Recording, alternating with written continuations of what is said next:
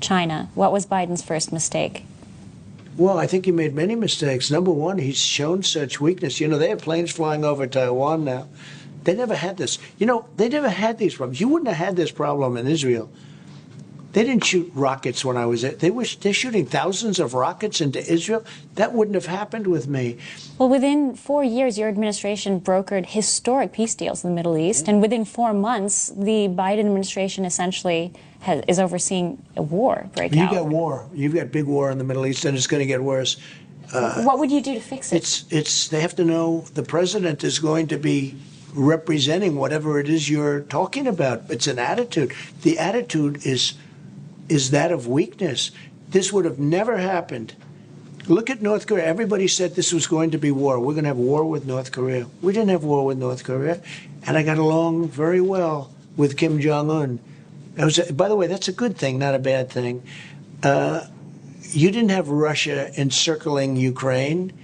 You didn't have China flying bombers over Taiwan. You didn't have the things that are happening now.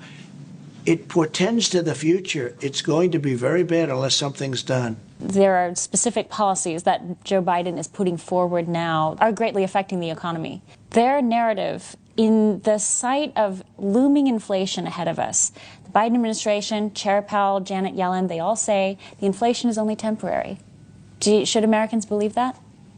Well, I disagree. I mean, if they keep going the way they're going, look at what's happened with fuel. When I was president, it was less than $2, and in some cases, substantially less than $2 in some areas of time. And now it's going to, I think it's going to be setting records.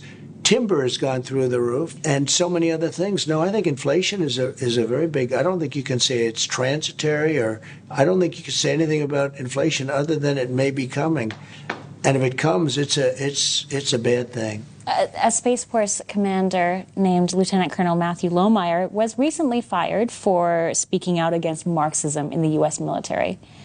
What does this say about Biden's national defense focus? And then are we now firing officers who are speaking out against America's enemies? Well, they've actually said that. The Secretary of Defense actually said he wants to root out all sorts of people from the military. I mean, nobody ever thought in terms of this. And in some cases, some great people are being hurt very badly. Their lives are being destroyed. This is a whole different thing that this country has never seen before. And our people better get smart. And our weak Republican leadership better do something about it. Or they're not going to have a job, but it's going to be much worse. That's the least of the problems.